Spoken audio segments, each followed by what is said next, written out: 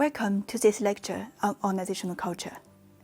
If we think about culture as a set of shared norms, values, and beliefs, we can get insight into the collective characteristics of an organization. Organizational culture borrows from research on international cultural differences, as well as anthropomorphism regarding personality. And technically, firms don't have personalities, but sometimes the shared characteristics that makes the firm different can be thought of as a sort of macro personality. So the study of organizational culture is a decidedly macro level topic. Let's get started. According to Schneider, organizational culture refers to a system of shared meaning held by members that distinguish the organization from other organizations. Here, we're going to talk about the various elements that we use to describe or differentiate one organizational culture from another. So at the very top, we have visible artifacts.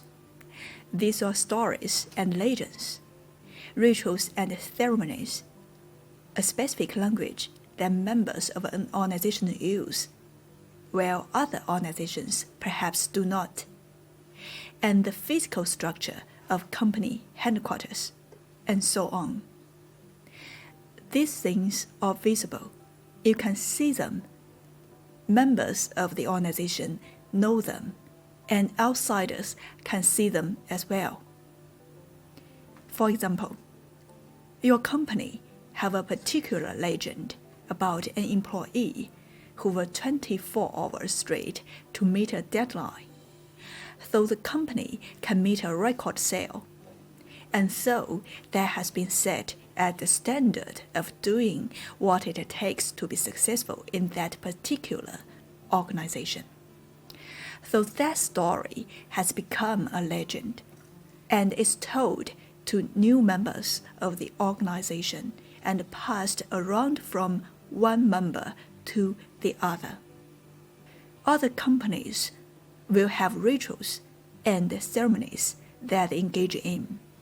For example, university organizations have ceremonies.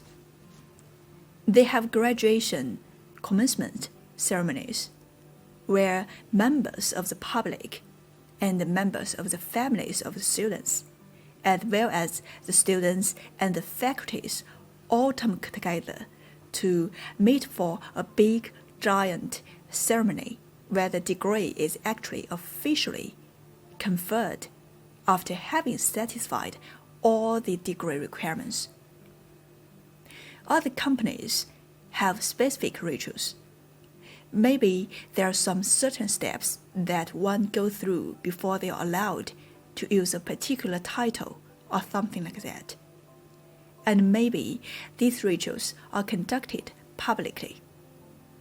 Typically, if we think of the very basic difference between the ritual and the ceremony, most rituals, but not necessarily, all are performed individually. That is, you will do a ritual without anyone else knowing that you have done it or watching you do it. And then, ceremonies, on the other hand, tend to be done in public, in presence of other people. So they are not necessarily an individual, solitary affair. That's most of ceremonies and most rituals. And surely there are examples that rituals are done in public and ceremonies are done in private. But basically, that's a difference. Some companies will have a specific set of language. If you have seen the TV show Office Space, you will know that they refer to as TPS report. Well, apparently, a TPS report is something very important in that organization. Does any viewer of that movie know what a TPS report is? No. It's never revealed to anyone. But apparently, in Office Space, in the movie, the TPS report is a part of the language, part of the law, part of the culture there. Other companies will actually set up their organizations physically to provide a visible manifestation of the culture. Maybe company values, openness, and communication. And so they don't have offices perceived as walls. They may not even have cubicles.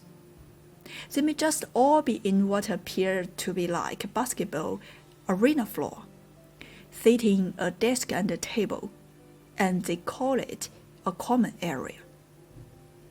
And other companies probably value privacy. Let's think of a law firm working on confidential information for private clients.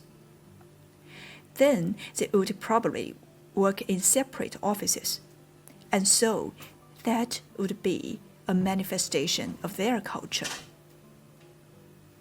So let's now look at a little bit deeper at some of the invisible elements of organizational culture.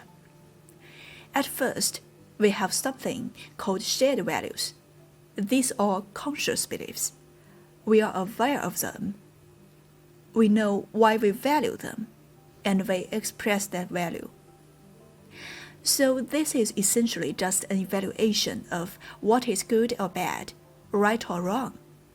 Some companies value privacy, some value communications, some value other things, and these are things that you cannot see. They are not visible like a structure or ceremony, but they are nevertheless shared, and we all aware of why we hold these values, and we are conscious of these values.